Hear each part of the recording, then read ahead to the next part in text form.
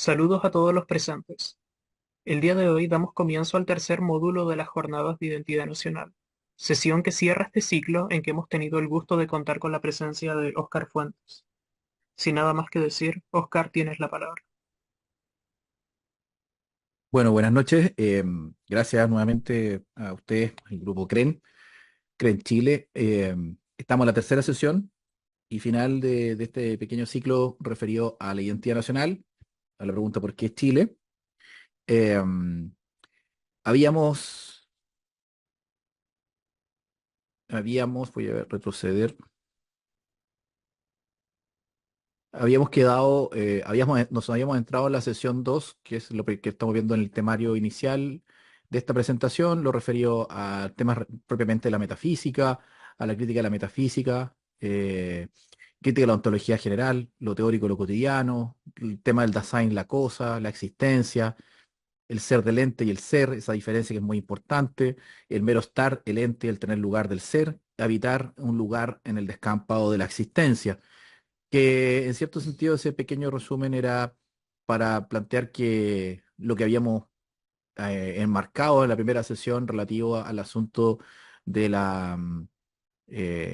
de la diferencia versus la identidad. Es una identidad nacional, pero que esa identidad principalmente ha estado sustentada en lo que es la metafísica, y el problema de la metafísica que nos dejaba inmersos o a portas de lo que es el gran peligro, que es la esencia de la técnica y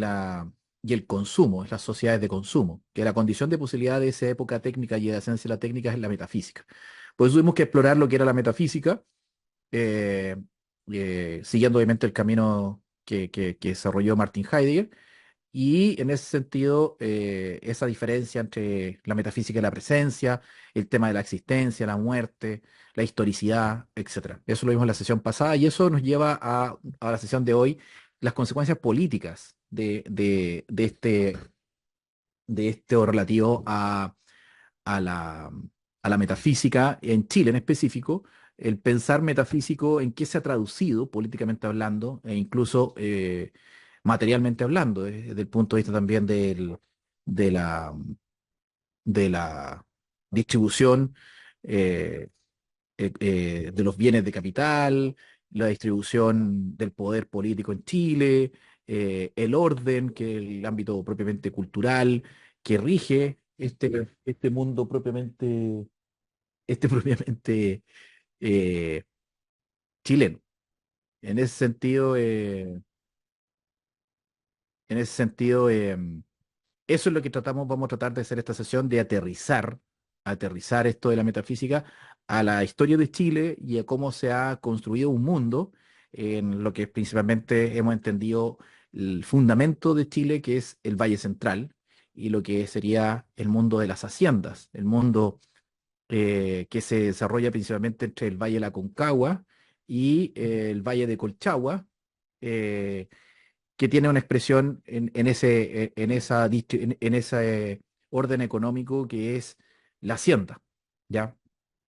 Por eso partimos con las consecuencias políticas puntuadas, la metafísica en Chile, el orden hacendal, la propiedad de la tierra. La forma, de alguna manera, en que explaya la metafísica occidental, que de alguna manera es la condición de posibilidad para la técnica y la esencia de la técnica, que es el gran peligro. em, la metafísica en Chile, la forma de pensar metafísica o decir simplemente occidental, y obviamente viene la pregunta si Chile es un país occidental o no, etcétera, tiene que ver obviamente con la llegada de los españoles y el desarrollo de su habitar en, en esta tierra, con la relación con, los originarios que se encontraban acá, los pueblos que se encontraban acá, los incas, los pehuenches, mapuches, etcétera, pero que rápidamente en lo que es el Valle Central se produce obviamente un rápido despoblamiento del territorio de este valle longitudinal entre Cordillera de los Andes y Cordillera de la Costa, y como le digo, entre la Concagua y el Valle de la Concagua y Colchagua,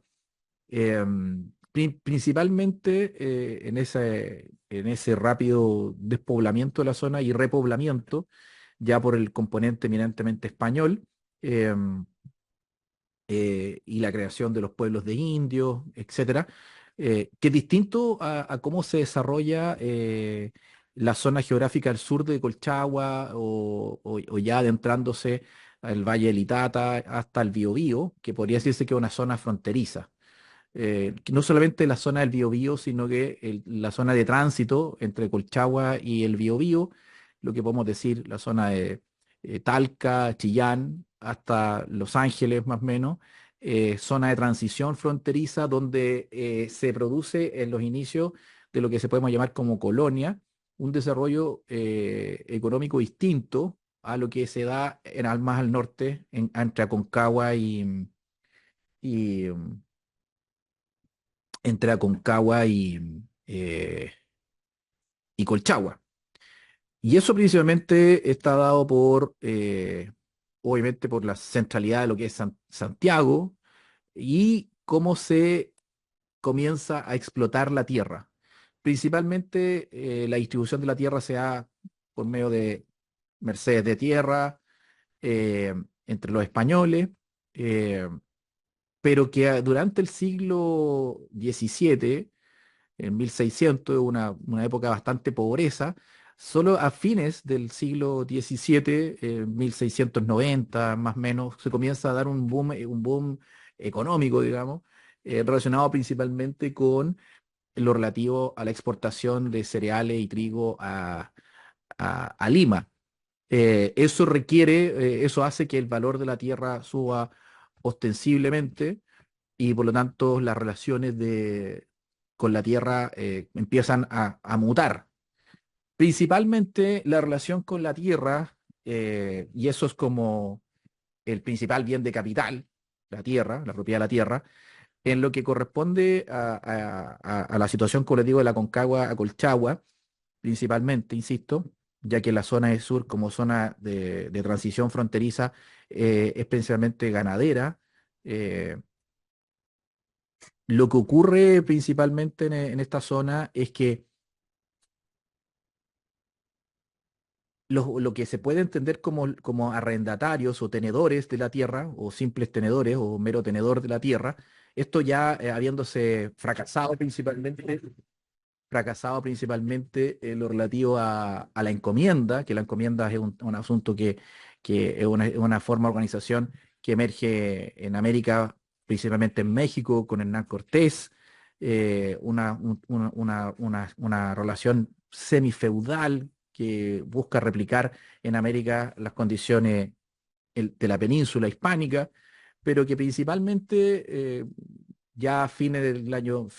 del siglo XVI, está en decadencia en América, en Chile en específico, la relación principal con la tierra de las personas, de los españoles pobres o de ya los primeros, el primer mestizaje, los criollos. La relación con la tierra se da principalmente como un arrendamiento, eh, pero que tiene una relación de gratuidad. ¿En qué sentido? Pasa a ser casi un préstamo de tierra. Eh, se le entregan tierra eh, a los españoles pobres o los mestizos o los criollos por parte de los primeros hacendados o en zonas que están bastante alejadas de lo que es la casa patronal, en los lindes de los terrenos. Para efectos de seguridad, para efectos de mantener los lindes de los terrenos, la protección de los animales, etcétera. Pero es con el cambio económico que se da a fines del siglo XVII, en 1690 más o menos, donde la tierra empieza a adquirir un valor y la relación que se da, la relación que empieza a producirse entre los dueños de la tierra con los meros tenedores, que están en una situación de gratuidad, es decir, de préstamo gratuito, eh, eh, a- habitando algunas chacras o algunos metros cuadrados, hectáreas de terreno en los lindes nuevamente de estas grandes extensiones de tierra, La relación cambia, como les digo, porque empieza a aumentar el valor de la tierra en el sentido de que aumenta la demanda productiva hacia Chile para exportación a Lima. Por lo tanto, cambia la relación que entre los propietarios de la tierra con aquellos que están gratuitamente asentados en aquellos fundos o haciendas. Digamos fundo porque la hacienda comienza, aquí es donde comienza la hacienda en Chile, y ese orden y el orden hacental que subyace a esta nueva forma de explotación económica que es la hacienda. Ahí es donde emerge lo que se puede entender como el inquilino. El inquilino pasa en esta relación con la tierra, con el dueño de la tierra, comienza ya no a ser una relación gratuita y personal, incluso muy cercana a la lealtad militar, principalmente porque muchos son soldados que vienen ya de regreso de las zonas propiamente de guerra en la zona fronteriza, que se han retirado ya de sus labores militares, se vuelven a llegar a asentar a la tierra en el Valle Central. Hay una relación, como digo, de lealtad y cercanía con los dueños de la tierra. Como digo, una relación mucho más horizontal y cercana y personal. Eso se empieza a romper ya a fin del siglo XVII, 1690 más o menos, por el aumento de la plusvalía, o sea, perdón, el aumento del valor de la tierra. Y, y ya la relación no es gratuita, sino que debe pagarse un canon de arriendo. Por lo tanto, el inquilino nace de la mano con la figura del arrendador, que ese canon de arriendo que tiene que pagar el tenedor de la tierra, que antes era un tenedor gratuito, em, se puede pagar de alguna manera pecuniaria o por contrabajo. Ante la escasez y la pobreza, la posibilidad de pagar pecuniariamente se va haciendo inviable y por lo tanto empieza a emerger esta relación de obligación, pagar la obligación. Es decir, el inquilino es un tenedor de tierra que empieza a pagar la obligación con medio de trabajo y con la mano de obra de un peón extra que puede ser un hijo o un peón que venga de fuera del terreno, del fondo, de la hacienda. em, y que obviamente el trabajo está regulado principalmente por las condiciones que establece el dueño de la tierra. En este caso, es trabajar de sol a sol. eh, y que se le entrega obviamente una cantidad de tierra, una chacra, una cantidad de animales eh, para la subsistencia.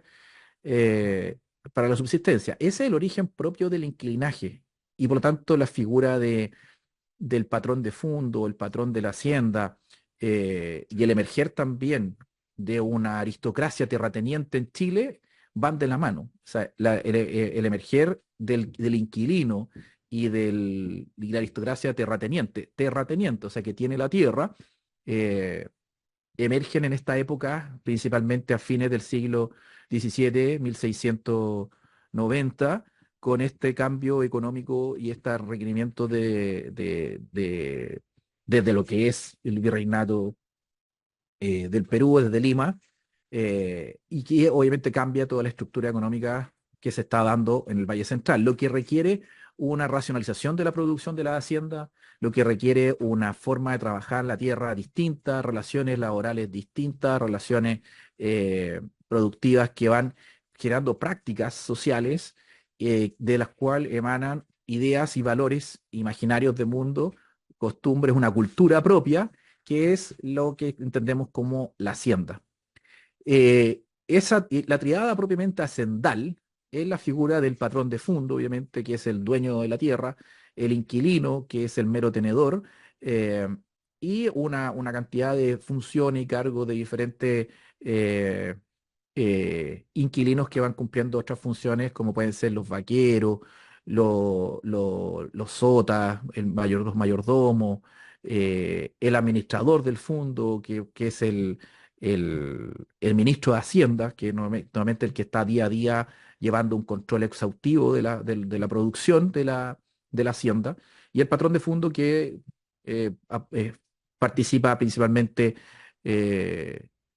relativamente, en algunos casos está siempre presente, en la mayoría de los casos va 2, 3 veces al fondo, a la hacienda, cuando principalmente se hacen los pagos, y esa relación también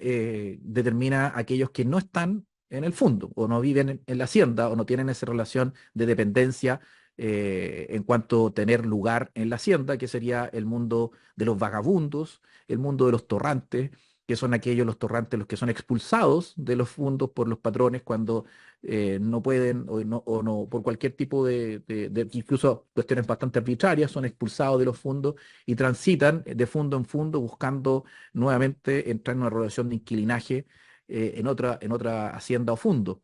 Otros que simplemente se niegan a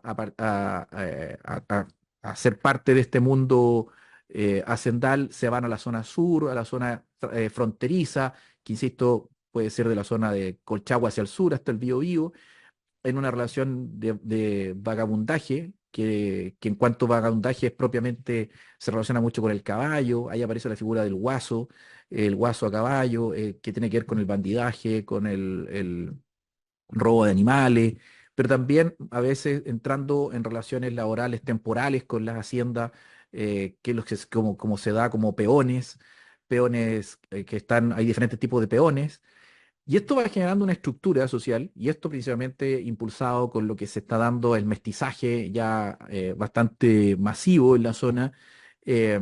a pesar de que ya en los registros coloniales, en los censos coloniales, se estipula una amplia presencia de españoles, pero que la mayoría de esos españoles, y mestizo con un grado bastante menor registrado, pero lo que se entiende ahí principalmente como español es el mestizo ya eh, que fenotípicamente tiene un aspecto más cercano a lo que es lo español. El mestizo que queda marcado en los censos como propiamente mestizo es normalmente mestizo con la de tez un poco más oscura y en ese sentido, o más indígena podría decirse, o porque con relación precisamente con la presencia del elemento afroamericano y también con la presencia indígena, esta estructura, principalmente social de españoles, en realidad es un amplio mestizaje. eh, eh, donde está la presencia, insisto, de españoles pobres, criollos, españoles, o sea, hijos de españoles nacidos en América o hijos de europeos nacidos en América, y propiamente mestizos, fenotípicamente similares con el grueso de lo que es el componente europeo de la época. Y por lo tanto, todo eso se enmarca dentro de la figura de españoles. Y en ese sentido, es propiamente el mestizaje chileno, y en ese sentido, el mestizo es el inquilino, es el inquilino el que cumple las funciones también dentro del fondo de la hacienda, de labores administrativas, pero también de labores, diferentes labores, como les decía, vaquero, eh, el sota, el mayordomo, etcétera. Los vagabundos y los torrantes, como les digo, el vagabundo principalmente es el que se aleja de esta estructura social que se despliega principalmente en la zona fronteriza, y principalmente a caballo, eh, que podría decirse que no es propiamente nomadismo, eh, pero sí pero sí vagabundaje, que no es mendicidad, por si acaso, no es la mendicidad, sino que es vagabundo en el sentido de que si no estuviera la figura, el elemento del caballo, sería propiamente mendicidad. Pero el caballo le da un estatus, una capacidad al vagabundo para moverse y generar grupos que hacen sus correrías y que mantienen una libertad en relación al orden propiamente hacendal, y que a veces entran a este mundo hacendal de manera temporal, como lo que principalmente por la forma en que se organiza la agricultura, que esa forma de organización de la agricultura de la zona agraria chilena también es heredero de lo que es la forma en que se organizó el mundo agrario en Roma. O sea, tenemos un clima mediterráneo similar, una cuestión cíclica que tiene que ver con épocas de alta demanda de mano de obra, cuando se produce la siembra y la cosecha, pero también tiempos de espera que no requieren tanta mano de obra, y por lo tanto la necesidad de mano de obra temporal, que es lo que hoy se entiende como temporero. En su momento los peones, los peones de temporada, los peones de siembra, los peones de cosecha, y que ahí entran a jugar principalmente peones, pueden ser vagabundos, o pueden ser peones peones inquilinos, que están normalmente asociados no asociados como lo entendemos hoy como una sociedad, sino que relacionado con la obligación de los inquilinos de tener, de pagar la obligación, pagar por el canon de arriendo y por medio de trabajo y de peones extras, ¿ya? Entonces nos encontramos con que esta triada, patrón, inquilino, vagabundo, es la que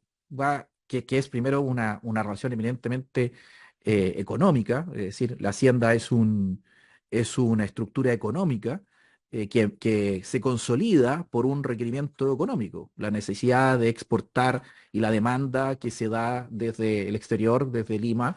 hace ese cambio económico, hace que emerja esta organización económica que es la hacienda y que es el origen de lo que se entiende por la aristocracia chilena, que por lo tanto no emerge propiamente del mundo de los primeros conquistadores, en estas relaciones más militares, más horizontales, más de lealtad miliciana, sino que la aristocracia chilena terrateniente emerge de una cuestión de tenencia de la tierra, por supuesto, pero por una cuestión circunscrita a la demanda de producción y de exportación de cereales y trigo, y que en esa coyuntura económica aparecen la figura del inquilino, el vagabundo, los torrantes, etcétera. Y esto es marcado étnicamente por un mestizaje masivo en la zona, por supuesto, eh, y por lo tanto ese orden económico y también cultural que emerge de las prácticas sociales que se dan en la hacienda, eh, es el que dura por lo menos hasta la reforma agraria, hasta 1965. O sea, estamos hablando de un orden hacendal que tiene una, una vigencia de casi 300 años. Y eso son prácticas sociales, que esos son de donde emanan ideas y valores, visión de mundo, que se arraigan profundamente como cultura, y es lo que podemos entender como la identidad nacional clásica en Chile, es decir, la identidad del Valle Central, la identidad, eh, ojo, está muy enmarcado, como les digo, culturalmente con la idea de valores de una tradición cristiano-católica, eh, no, perdón, perdón.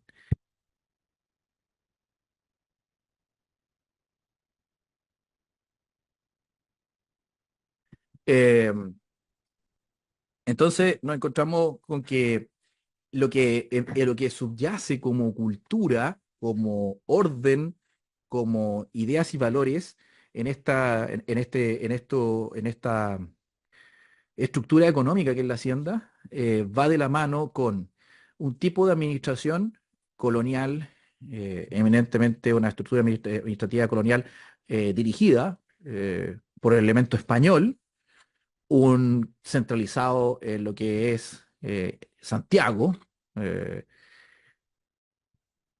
un orden, por ese paralelo, que es el de la hacienda, donde el control, incluso la administración de justicia, muchas veces delegada a la figura del patrón de fondo, porque al patrón de la hacienda, porque por la distancia eh, es el que termina haciendo, impartiendo justicia. Entonces lo que empieza a ocurrir es que la hacienda, y mucho cuando se hacen estos estudios etnográficos, de memoria histórica en lo que fueron el mundo hacendal, nos encontramos con que salen a relucir la situación de, por ese encierro que se dan estas grandes extensiones de terreno, donde existe un control de ingreso y salida, y por lo tanto son como mundos propiamente, eh, mundos cerrados, donde podríamos decir modernamente, el Estado no entra. ¿Ya? Y por lo tanto son un mundo lleno de sentido, hablándolo heideggerianamente, eh, enmarcado en una estructura social rígida y esto eh, embalsamado eh, eh, de alguna manera con una cultura cristiano-católica, religiosa cristiano-católica, la figura, obviamente, de la presencia de la parroquia dentro de la hacienda, todo el imaginario propiamente cristiano católico, las festividades, la religiosidad popular, etcétera, que se va replicando en las diferentes haciendas de este valle. Las principales haciendas, como les digo, que se desarrollan entre la Concagua y el Colchagua, y el Valle Colchagua, alrededor de Santiago, y los alrededores de Santiago, principalmente por la, que la tierra era bastante fértil y la cercanía a los puertos de exportación, es donde se va consolidando entonces el poder económico, social y político de Santiago en lo que es el Valle Central, y le da esa preponderancia, por supuesto. Em, por lo tanto, este mundo que podemos decir 300 años o casi 300 años de prácticas sociales fundamentadas en una estructura económica bastante determinada en el ámbito rural, eh, eh, genera obviamente ideas y valores que son propios del orden hacendal. Ese orden hacendal, eh,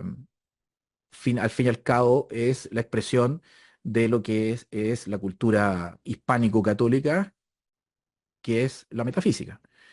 que se traduce, por ejemplo, en esta triada patrón, inquilino, vagabundo, en el sentido de que es la misma, podría decirse,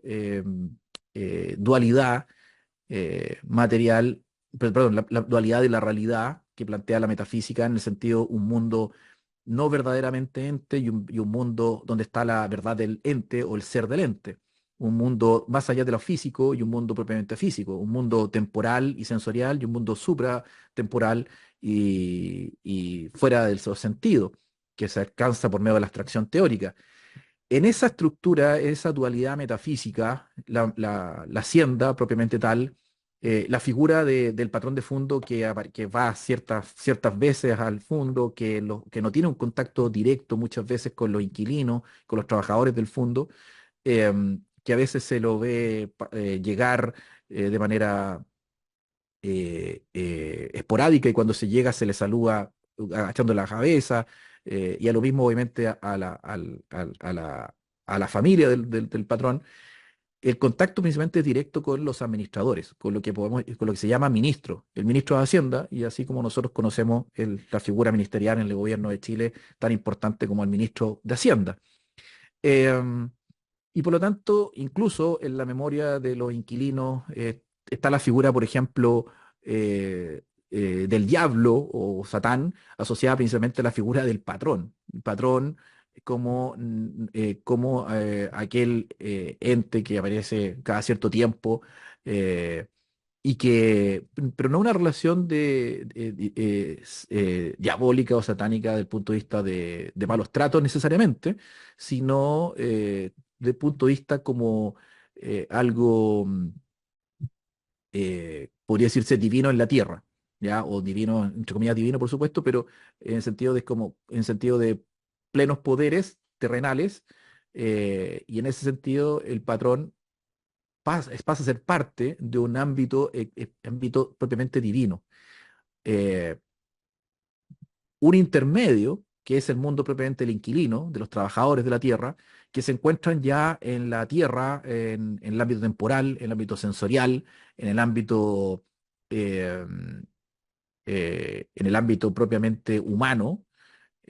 afectados por el tiempo, afectados por todo lo que ocurre en el ámbito de lo no ente, como se dice metafísicamente,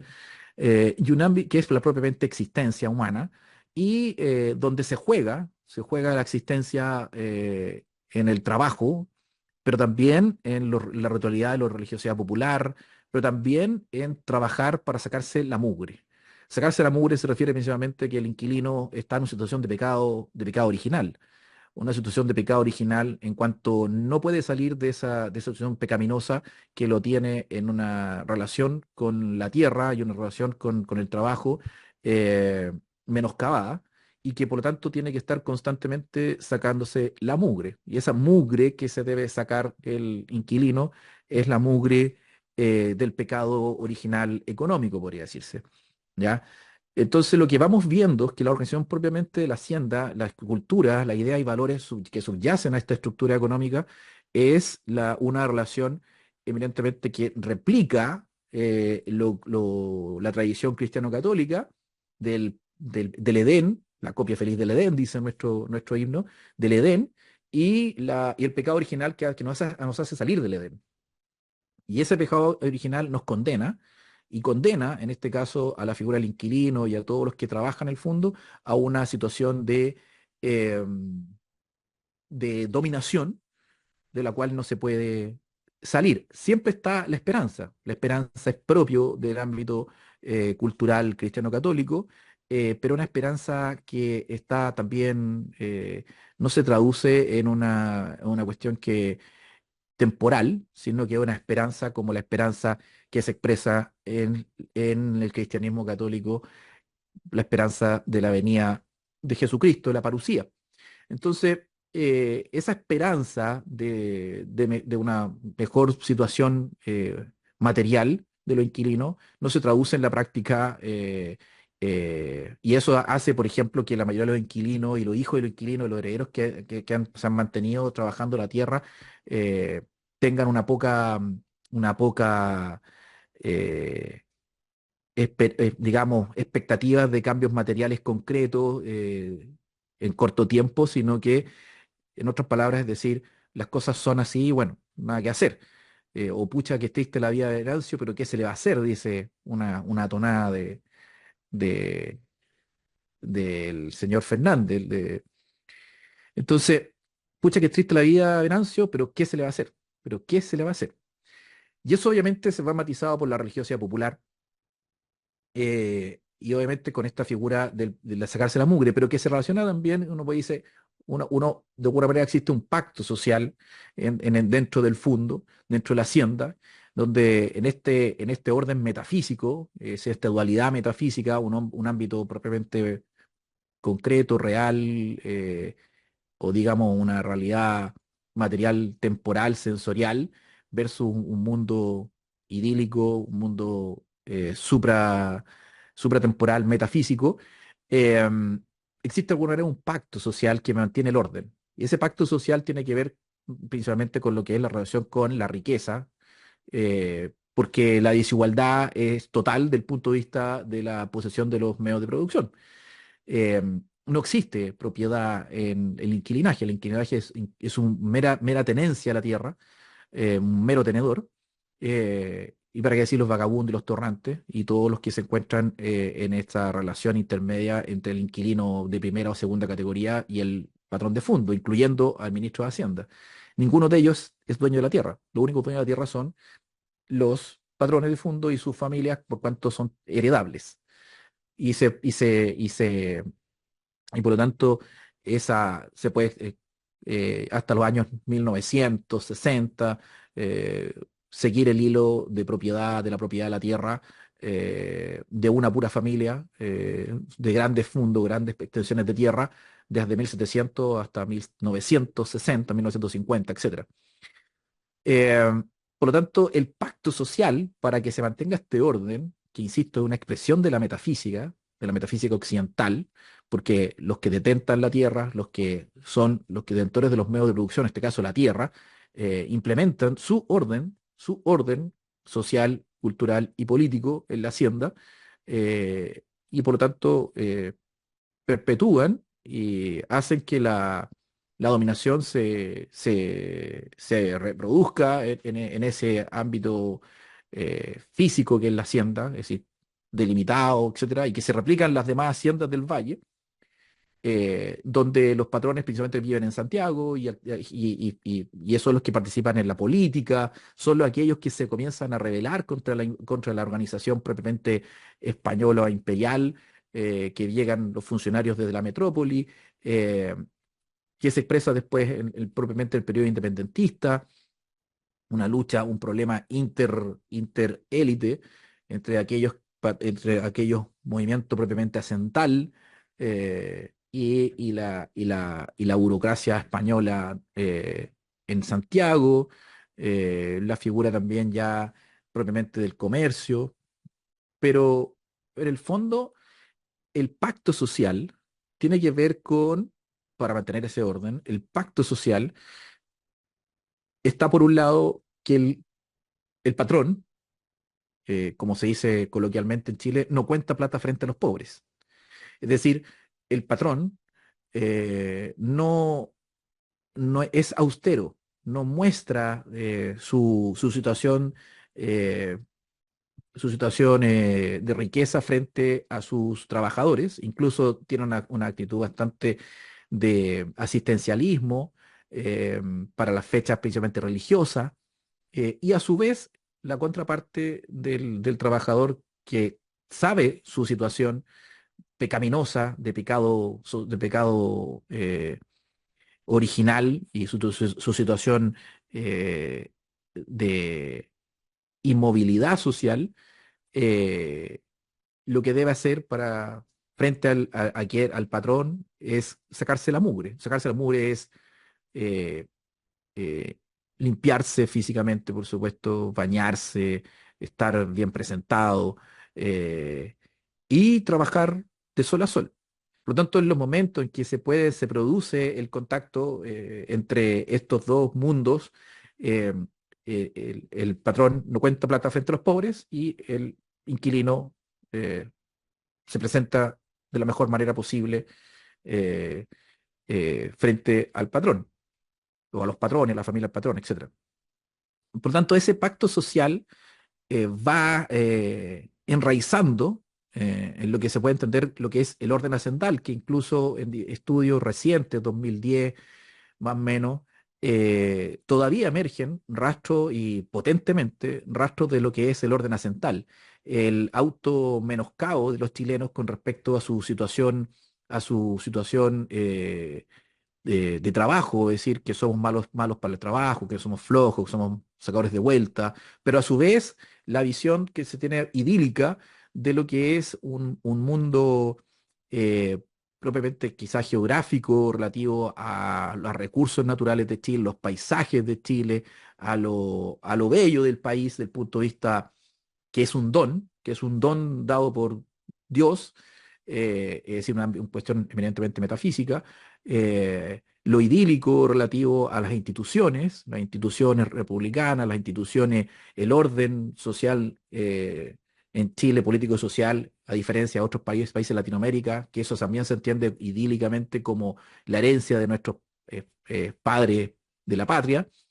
pero que se contrapone con una autoflagelación de los chilenos en relación a ellos mismos, es decir, eh, no dignos de todos estos dones, y por lo tanto pasamos a ser una copia feliz del Edén, pero que como copia feliz del Edén nosotros no merecemos. Esa autoflagelación de los chilenos se enmarca principalmente, se enmarca todavía en lo que es el orden hacendal y que todavía se plasma en lo que es la cultura en Chile. Por eso podemos decir que el orden hacendal, a pesar de que la unidad económica de la hacienda se acabó con la reforma agraria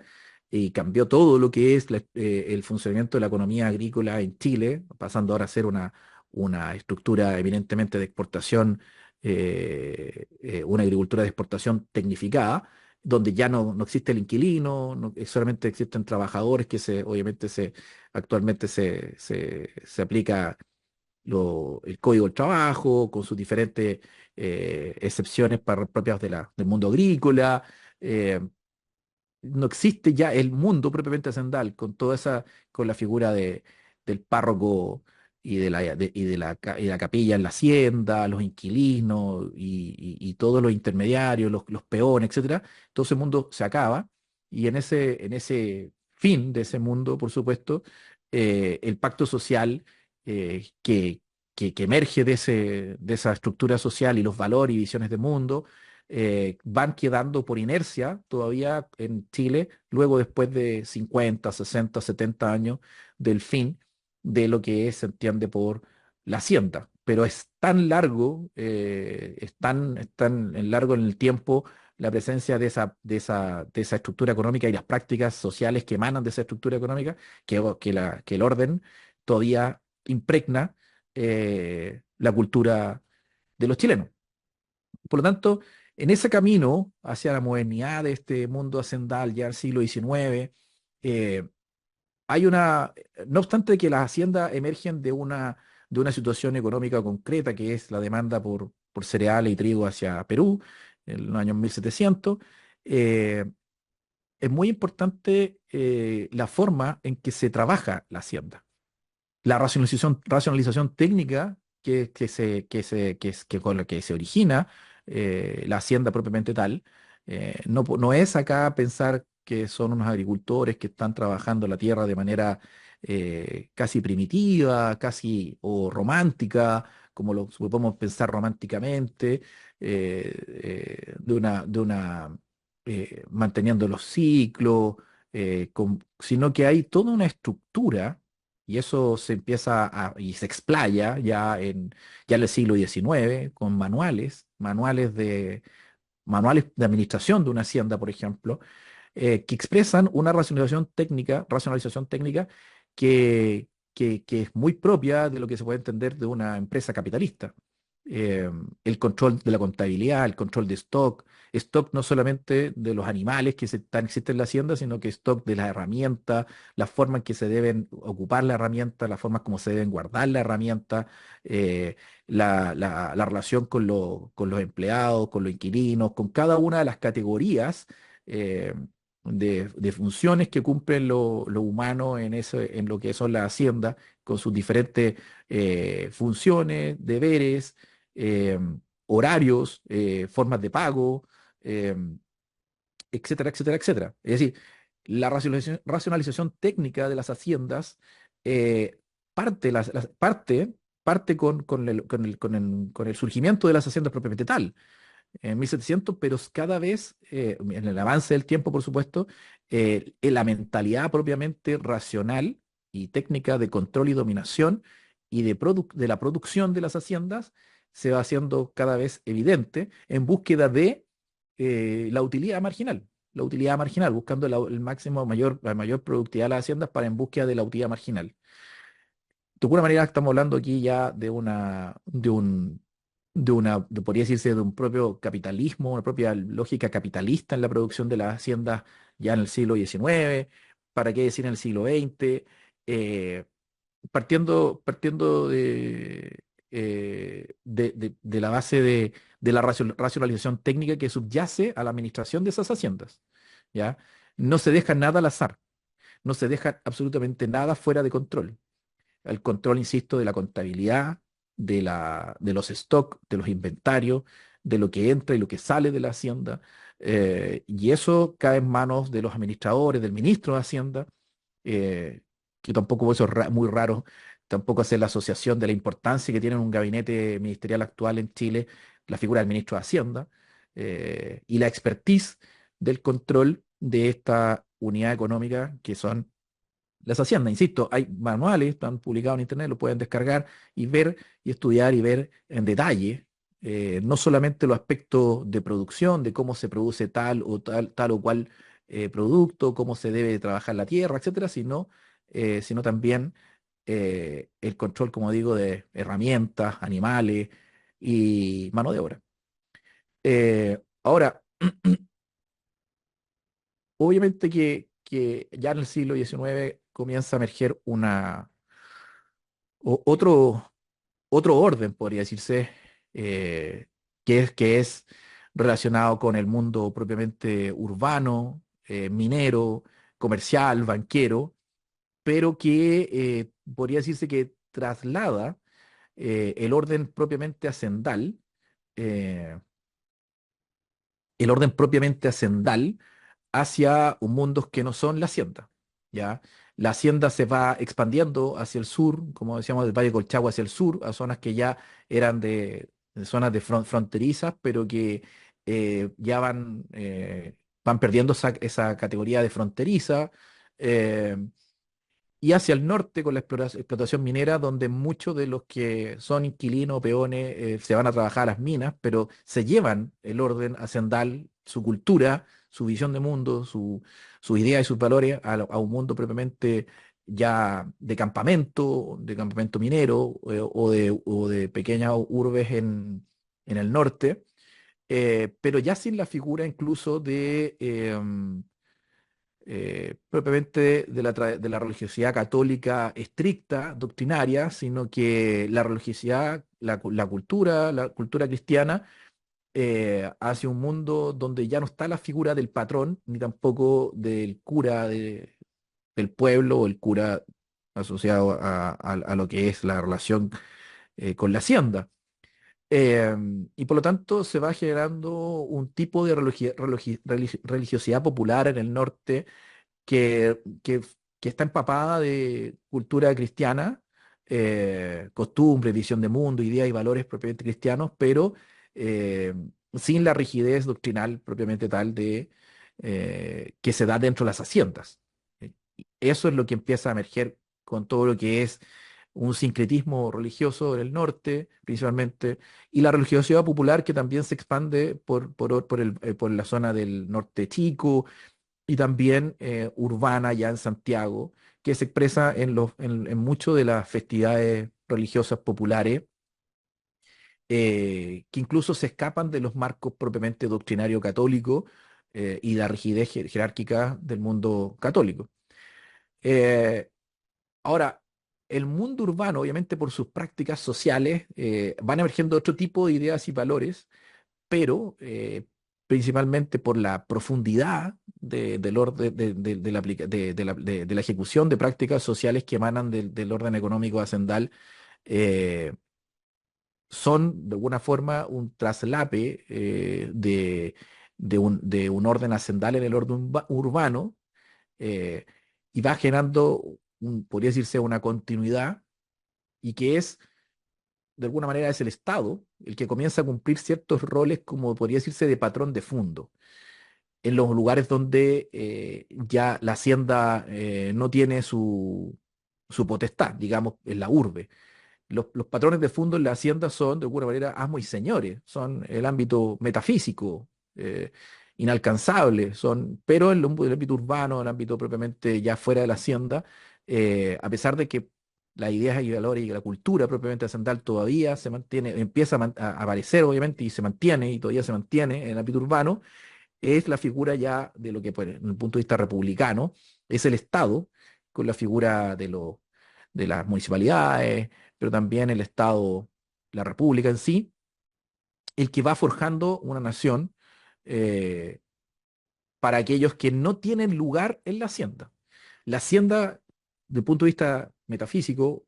es un ámbito existencial, ¿ya? Es la existencia misma en cuanto, no estoy hablando de los patrones son, los patrones no solo existen, son propiamente tal, son los verdaderamente entes, son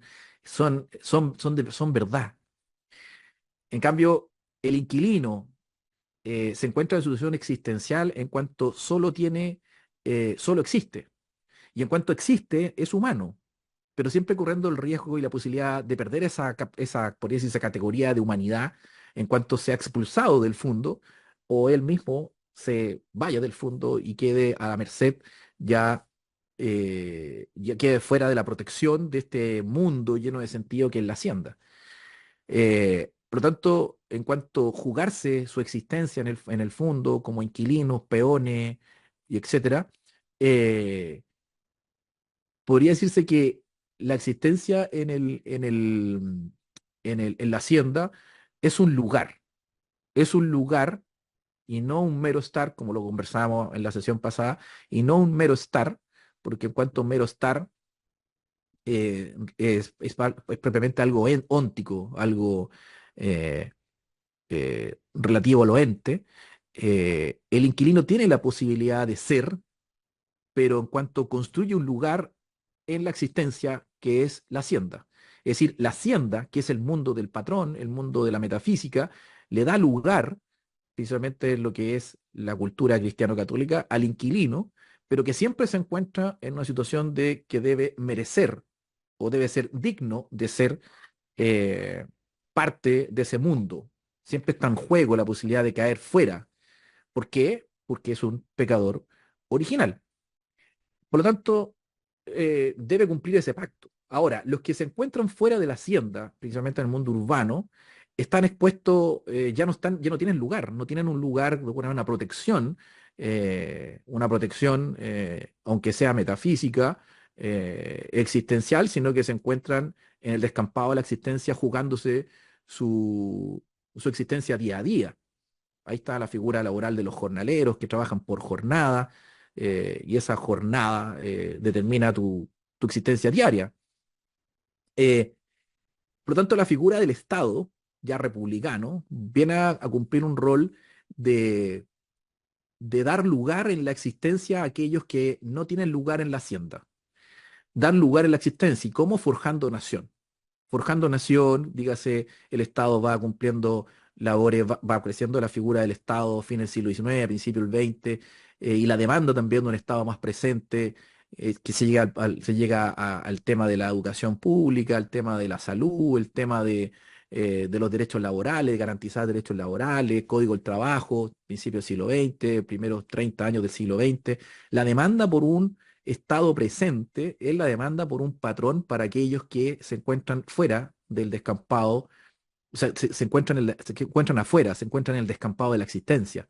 que están fuera del ámbito hacendal, que aunque sus relaciones de dominación y explotación son evidentes, es por lo menos un lugar en la existencia. El mundo urbano pasa a ser un lugar eh, en la existencia misma, y en el cual cada uno está tratando de darse un lugar.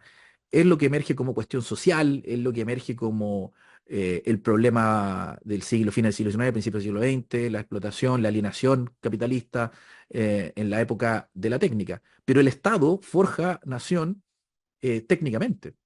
O sea, el Estado forja nación y le da conciencia política al elemento humano, principalmente urbano. Eh, Debemos entender que el mundo hacendal vive casi paralelo. Al Estado le costó mucho entrar a las haciendas. eh, y por eso también la aristocracia chilena y la oligarquía chilena combate y es muy díscola con la figura de un Estado centralizado. Pero el Estado-nación decimonónico y durante el siglo XX, en cuanto a forjador de nación, desde el punto de vista de la educación, pero también desde el punto de vista militar, el servicio militar obligatorio, va forjando una nación técnicamente, porque es un Estado, eminentemente un Estado-nación de moderno. Y la modernidad es la época de la técnica. Por lo tanto, la forma de forjar es una forma de forjar técnica. ¿Y eso qué quiere decir? Técnicamente se refiere a a una forma una forja, perdón, de dominación y control. Es decir, forja nación para dominar y controlar. ¿Por qué? Porque en la época de la técnica, en la época moderna, en la época del capitalismo, la empresa capitalista va de la mano con un Estado capitalista. Por lo tanto, la forja de nación que se hace es forjar ciudadanos en un orden republicano, eh, pero que también se enmarca dentro de una metafísica eh, que es crítica muchas veces de lo propiamente cristiano-católico, porque no tenemos que asociar metafísica con el mundo cristiano-católico. La metafísica, la modernidad es parte de la metafísica. La diferencia es que el ámbito metafísico está al alcance del sujeto, del yo, del hombre, que puede, que se abre al mundo en cuanto está todo a su alcance. La naturaleza está a su alcance, la sociedad, organizar la sociedad está a su alcance, y ya no todo se explica desde Dios. De alguna forma, como hemos dicho, la modernidad es parte del camino de la metafísica en búsqueda de la verdad, donde la verdad ya está al alcance del hombre. Antes de eso, la verdad estaba eh, más lejos, más a distancia del ámbito temporal del hombre, pero siempre como posibilidad de tomarla, de llegar a ella. eh, pero ya en la modernidad la verdad está a la mano, la verdad de las cosas está a la mano, y se produce lo que de alguna manera plantea Heidegger, la inversión de la metafísica con Nietzsche. Por lo tanto, el Estado-Nación, a pesar de que en Chile republicano se empieza a consolidar en la mitad del siglo XX, y que se explaya fuertemente ya en el perdón, mitad del siglo XIX, y que se explaya fuertemente en el siglo XX, el Estado-Nación va forjando, por lo tanto, de acuerdo a los tiempos cómo son los tiempos, por supuesto, forja técnicamente. Ahí está todo lo que se desarrolló en plena cuestión social, lo de las demandas de los nacionalistas de la época que demandaban más formación técnica, no una formación en las profesiones liberales, sino cuestiones eminentemente técnicas, hablar de desarrollo, de producción, hablar en su momento ya más adelante, la sustitución de importación, etcétera, en pos de avanzar hacia una emancipación, pero de corte técnico. Es lo que de alguna manera, pero que eso obviamente trae sus costos, sus externalidades negativas, como lo podríamos hablar comercialmente hablando, la alienación capitalista frente a la emancipación en la época de la técnica. Obviamente que esos procesos de modernización o modernizaciones, en este camino hacia la modernidad, principalmente en el ámbito urbano, frente, insisto, al ámbito hacendal que se mantiene de alguna manera en una situación de atemporal, podría decirse. eh, eh, se dan estas posibilidades de planificaciones globales, esas planificaciones globales que plantea Mario Góngora, el desarrollismo, el marxismo y y con la unidad popular y el neoliberalismo, que buscan dar una respuesta total a los problemas de la sociedad chilena, que están, que fueron de alguna manera eh, mediados, controlados durante la época de los años 30 hasta los 70, pero que empiezan a emerger como problemáticas nuevamente a fines de los 60-70. Las soluciones, las propuestas que se dan, si lo planteamos desde el punto de vista de lo que es, lo que es la metafísica, se enmarcan dentro de respuestas eminentemente técnicas. Es decir, estamos poco a poco transitando luego del mundo técnico, de la dualidad de la técnica que se expresaba principalmente en el mundo urbano, perdón, un mundo rural hacendal, en el Chile rural hasta bien entrado el siglo XIX. El mundo urbano, propiamente moderno, es eh, el mundo ya de la época de la técnica, el mundo de las masas, el mundo de las planificaciones globales, de las grandes ideologías, eh, que son la época de la técnica en el sentido de ya consumada la metafísica y por lo tanto consumado el orden hacendal, que es expresión de la metafísica en Chile, eh, la consolidación de la época de la técnica como producción sistematizada. Eso se expresa en el desarrollismo, en el marxismo y en el neoliberalismo que termina triunfando ya en los años 70. Y por lo tanto, en ese sentido, el avance de la técnica, y como lo decía también Mario Góngora, en ese sentido, salir de la órbita marxista, decía Góngora, y caer en manos de un mundo técnico, al fin y al cabo son las dos expresiones son dos polos que se siguen siendo al fin y al cabo lo mismo porque son ambos expresiones de las revoluciones del siglo XVIII, dice Mario Góngora, el marxismo y el neoliberalismo, porque son finalmente expresiones de la ilustración, expresiones de la racionalidad humana, expresiones que son la posibilidad cierta del hombre de llegar a la verdad, de tener la verdad a su alcance, y que, insisto, en el siglo XIX, metafísicamente hablando, es la metafísica de Nietzsche, la inversión de la metafísica y por tanto su consumación y totalización. Ya el siglo XX y el mundo urbano, insisto, es la época de la técnica, de la producción sistematizada, donde todo debe ser forzado a aparecer como recursos disponibles, la dominación total de la naturaleza, el desarrollo tecnológico, y que en sus diferentes variantes económicas, que puede ser el socialismo científico o los socialismos reales, eh, que son los propiamente del siglo XX, o el capitalismo triunfante en esa Guerra Fría. Por lo tanto, como época de la técnica en Chile, el mundo urbano avanza avasalladoramente y por lo tanto el mundo hacendal ya tiene sus días contados. El mundo hacendal, como la expresión de la metafísica, y esa metafísica se encuentra consumada, es cosa de tiempo que ese mundo hacendal caiga primero su estructura económica y por lo tanto su orden cultural por inercia vaya poco a poco decayendo. cae primero su estructura económica, la reforma agraria, las primeras reformas, la reforma Macetero, la reforma agraria propiamente tal, pero luego la contrarreforma realizada por los militares, que de alguna manera le quita el etos originario de lo que fue la reforma, una reforma que duró más o menos 10 años y que luego comienza la contrarreforma, es decir, desmantelar las agrupaciones, las organizaciones propiamente colectivistas y pasar a la propiedad privada de aquellos inquilinos que pasan a ser propietarios de la tierra. Por el lado urbano,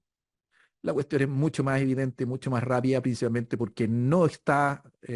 son un orden urbano que traslapa, como digo, el orden, la cultura hacendal hacia un orden urbano, pero donde en ese orden urbano las prácticas no son hacendales, porque no es la hacienda. Por lo tanto, la cultura hacendal, de alguna manera, se encuentra echando raíces en un mundo urbano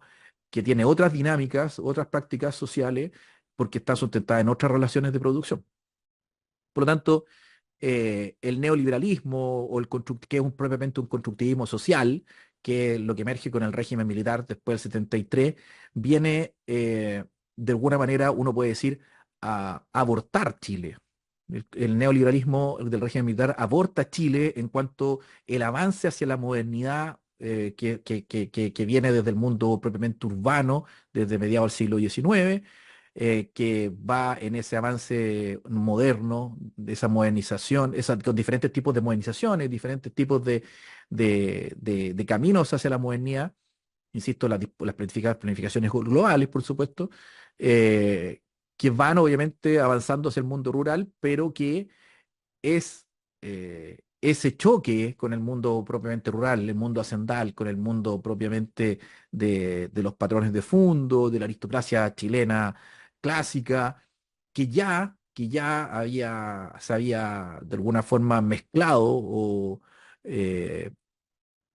en una alianza intraélite con la plutocracia comercial y banquera, y principalmente minera,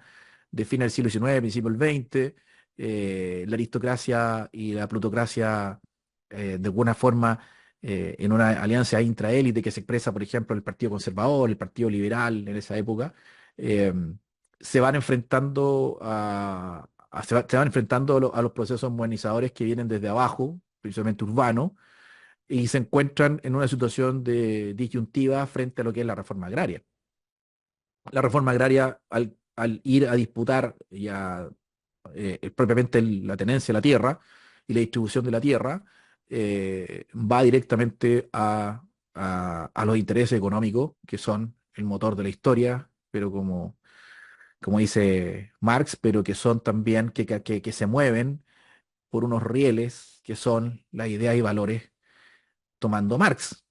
perdón, tomando a Max Weber. No sé, tomamos a Marx y a Weber,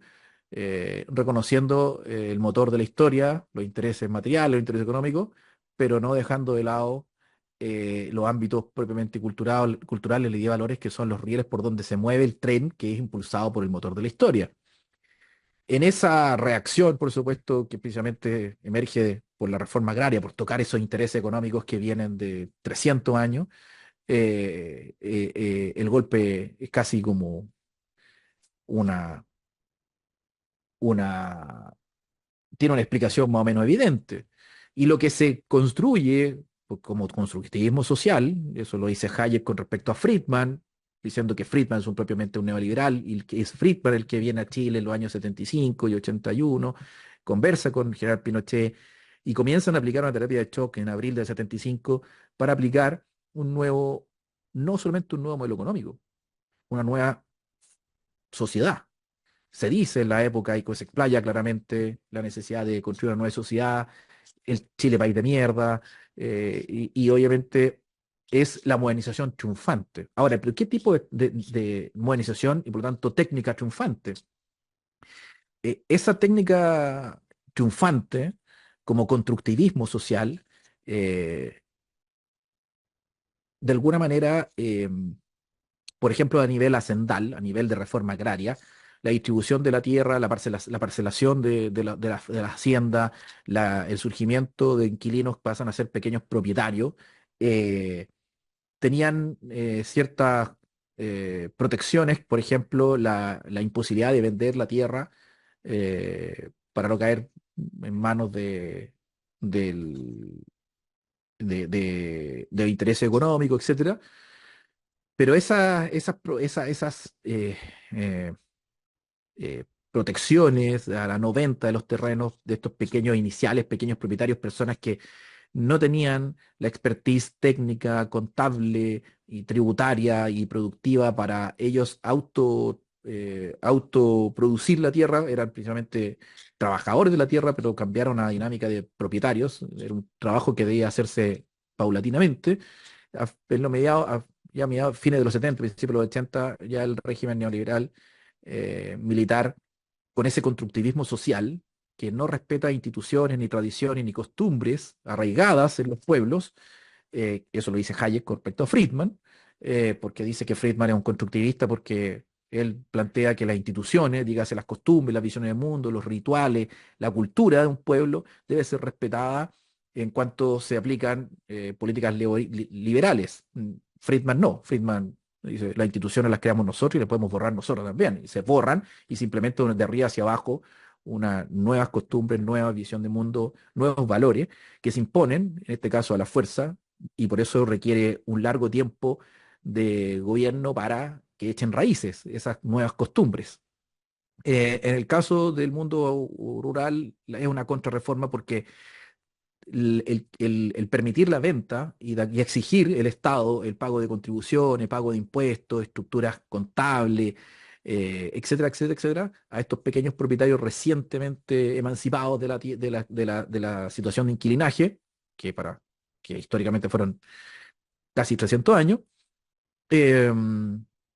termina reventando. Termina reventando esos pequeños, muchos terminan vendiendo la tierra, muchos terminan vendiendo a los mismos herederos o hijos de los antiguos patrones de fondo, y se va creando, perdón, una nueva, un nuevo latifundio, principalmente técnico, industrial, de exportación. Algunos subsisten como pequeños propietarios, la mayoría terminan vendiendo sus tierras, terminan migrando a los pueblos, terminan migrando a la ciudad, eh, eh, nuevamente cayendo ya fuera de la existencia, cayendo, perdón, fuera, dejando de ser, dejando de tener un lugar, y termina siendo de alguna manera una situación existencial dramática porque caen en el descampado de la existencia ya donde en los pueblos, en las ciudades, no se tiene lugar, ¿ya? Y por lo tanto es una crisis existencial. O sea, de alguna podemos decir que el neoliberalismo es una barbaridad ontológica, en cuanto, siguiendo los principios del señor Milton Friedman, un economista judeo norteamericano, eh, que fue premio Nobel, plantea, y bueno, con otros obviamente teóricos, Gary Becker, eh, yo saco un poco de la escuela austríaca de esto, sobre todo en la aplicación en Chile, porque es la escuela de Chicago. En eso yo creo que Michel Foucault con este texto, El nacimiento de la biopolítica, profundiza bastante, y podría decirse que es el que describe más certeramente lo que es el neoliberalismo, más allá que un mero modelo económico. Hay una antropología subyacente. El quitarle todas las seguridades a los individuos, para dejarlos en el descampado de la existencia, para que desde ahí se vuelvan productivos y emerjan y saquen en la competencia, en el mercado, eh, se transformen ya no solamente en Homo sapiens, sino que en Homos económicos y posteriormente Homus empresa. Cada uno es una empresa de sí mismo y tiene que capacitarse y tiene que producir y tiene que estar constantemente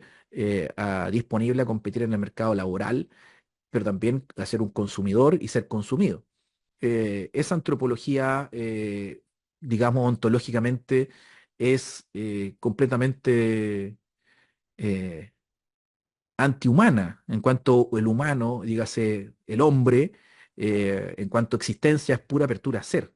Y en cuanto a pura apertura a ser, la esencia del hombre es copertenecer, el copertenecer con el ser. En este caso, el ser humano se lo deja en la existencia misma, en la nada de la existencia, afuera, eh, pero no en una situación de apertura a ser, sino que a validar, justificar y ganarse la vida. Ganarse la vida. Y por lo tanto, lo que debe hacer el Estado, como Estado subsidiario, es ir quitando poco a poco las seguridades que entregaba cuando el Estado-nación forjaba nación, aunque era técnicamente, entregaba ciertas seguridades. Esas seguridades deben estar desmanteladas porque en esa inseguridad ontológica el individuo va a poder eh, va a poder sacar sus mejores capacidades y ser lo más productivo y es el motor de la productividad humana. Que se escucha mucho cuando dice el chileno quiere solamente bonos, quiere pura seguridad, pero entonces lo que va emergiendo ahí es otros tipos, ideas y valores que tienen que ver con el esfuerzo individual, con el mérito, el esfuerzo, el mérito, pero todo esto precisamente individual. Eh, y por lo tanto empezamos a migrar desde un orden hacendal que era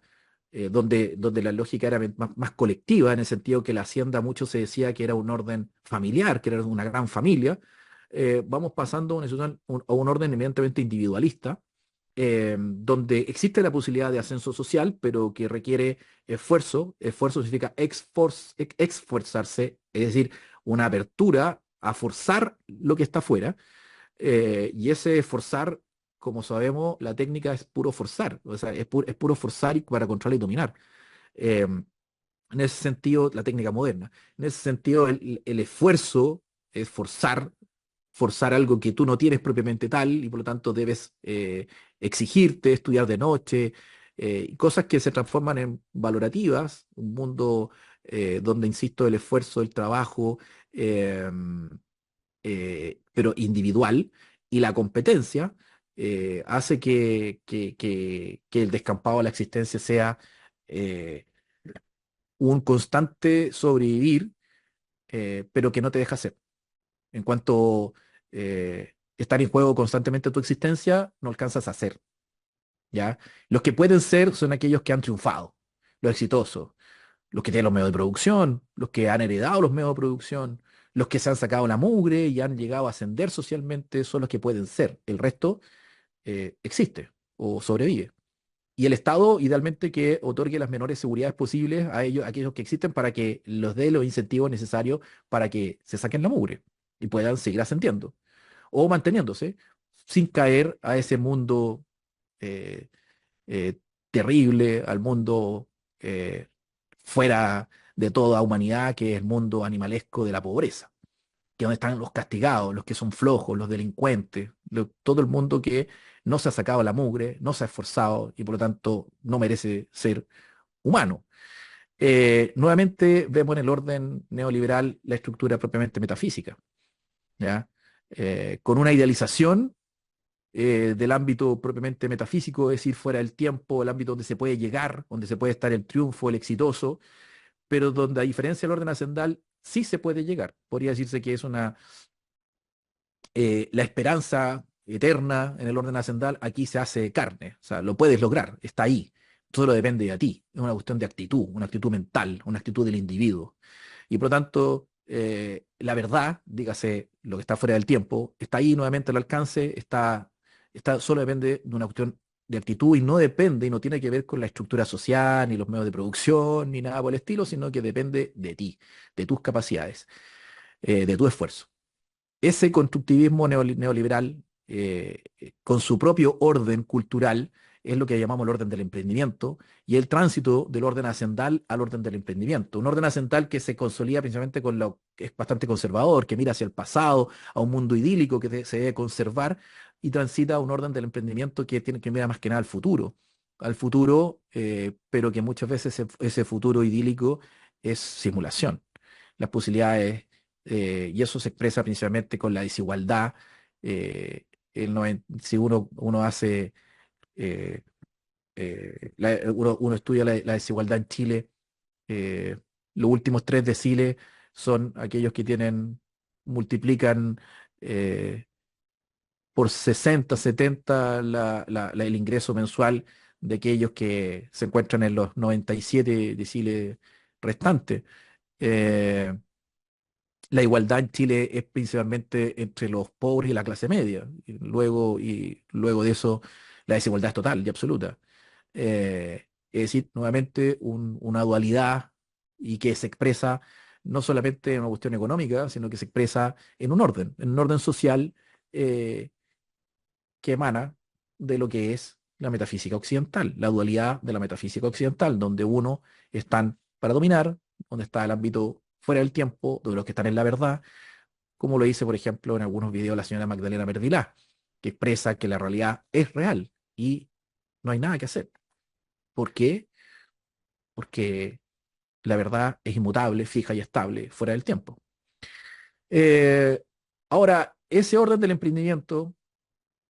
en este mundo ya propiamente urbano, ya las haciendas se acaban, el mundo rural se tecnifica, ese orden de emprendimiento empieza a echar raíces rápidamente durante el régimen militar, pero que todavía se traslapa con el orden hacendal que por la profundidad del proceso histórico eh, de 300 años todavía eh, mantiene, aparece potentemente eh, en la cultura chilena. Por lo tanto, nos encontramos con dos tipos de orden, el orden hacendal y el orden del emprendimiento en el mundo de Chile del siglo XXI, pero que ambos órdenes legitiman la desigualdad social. El orden hacendal propiamente tal, porque es una estructura evidentemente desigual entre el patrón y el inquilino, es una desigualdad ontológica, y el orden de emprendimiento que, a pesar de que impulsa la movilidad social, eh, eh, impulsa a la movilidad social, se fundamenta en la competencia en cuanto para ser yo individuo exitoso, incluso eh, no me interesa o incluso debo eh, legitimo la desigualdad con aquellos que han fracasado y que no están en mi posición exitosa. La desigualdad no es problema, el problema es la pobreza, y eso se habla mucho del orden neoliberal, y por lo tanto estos dos tipos de órdenes culturales que emanan de prácticas sociales y que esas prácticas sociales emanan de organización de estructuras económicas, de la tenencia de los medios de producción, en este caso la tierra al fin y al cabo, es de alguna manera un enchulamiento, vamos a decir una palabra un poco coloquial, de el orden metafísico hacendal. ¿Para qué? Para la dominación y control social. Eh, por lo tanto, lo que pasamos, entonces, pasamos de un mundo orden hacendal rural en el ámbito urbano, que era un orden moderno, técnico, de producción sistematizada, sí relativo a lo que es lo ente, en esta diferencia entre ser y ente, ya en el mundo neoliberal, cuando digo mundo moderno técnico, me refiero al mundo pre-73 en la urbe, en Santiago principalmente, versus el orden hacendal que se da en el campo chileno, o digamos también el orden urbano que se da en las zonas norte mineras. El orden neoliberal del emprendimiento avanza rápidamente, ya no la producción sistematizada de productos, de stock, eh, que podría decirse el forzar a que lo ente aparezca como eh, lo disponible, sino que avanza rápidamente a una producción sistematizada de lo que se plantea como diferencias en el sentido que se avanza rápidamente y bueno, y eso tiene que ver con el desmontar todo lo que es la industria o la protoindustria en Chile, la privatización de las empresas públicas y pasar a una economía de servicio, el neoliberalismo ya probablemente concertacionista, eh, el Estado subsidiario, etcétera, va mutando a unas relaciones económicas de producción sistematizada, ya no de, insisto, stock de productos, sino de diferencias o de difference, ¿ya? Es decir, de cosas nuevas, de productos nuevos y productos o servicios nuevos, donde lo importante no es el producto en sí, sino la novedad del producto. En este caso, por lo tanto, el énfasis no está tanto en el producto, sino que sea novedoso. Ese caminar que se ya da en los 90, 2000 y en lo que nosotros actualmente se está dando fuertemente en lo que se conoce como ya un capitalismo financiero, un capitalismo tardío, eh, que nosotros pasamos rápidamente, en menos de un siglo, de un capitalismo de producción a un capitalismo de consumo. ¿Consumo de qué? Insisto, incluso ya ni siquiera productos, sino que diferencias. Y diferencias, cuando digo diferencias, me refiero principalmente a lo que se entiende diferencia en lo que es deconstrucción. Deconstrucción como acontecimiento, esto lo planteado por el autor Jacques Derrida, un autor judío argelino francés. Jacques Derrida plantea el asunto, lo relativo al acontecimiento deconstructivo. Acontecimiento deconstructivo que emerge, que supuestamente por cierta derecha lo plantea como deconstrucción, como desmantelamiento de los pilares de Occidente, pero en realidad es la llevar al máximo las posibilidades de Occidente, en este caso ya de la metafísica consumada, incluso de la técnica, llevar al máximo las posibilidades de la técnica, que emerge y su condición de posibilidad de la técnica es la metafísica occidental, es eh, la imposibilidad de la presencia, la imposibilidad de lo ente, la imposibilidad de que las cosas emerjan como productos estables, fijos, que puedan ser, que estén disponibles, que eso es lo que hace la técnica, sino que ya ni siquiera que aparezcan los productos disponibles, sino que aparezca solo diferencias en cuanto desfasadas. Es decir, que nada acabe y que todo se agote. En ese sentido de construcción no es la expresión de, podría decirse, de un marxismo cultural o un neomarxismo, como lo quieran llamar, o del postestructuralismo como unas vertientes de marxistas críticas, etcétera, sino que es la propia expresión del capitalismo tardío en Chile llamado neoliberalismo. Eh, Deconstrucción, el acontecimiento deconstructivo, es, podría decirse, eh, la forma de producción del capitalismo tardío en cuanto a producción sistematizada de diferencias, que incluso ya ni requieren mano de obra o capital físico, sino que requieren incluso pura virtualidad. Esa producción sistematizada de diferencias en cuanto difference, no diferencia, sino que difference es diferencia y desfase. Por ejemplo, que se ve claramente en las redes sociales, en los reels, en el pasar de imágenes, en cuanto nunca acaban, es decir, usted pasa otra imagen, por ejemplo, en TikTok o en Instagram, que es muy propio de ese tipo de, mer- de ese tipo de capitalismo de redes sociales,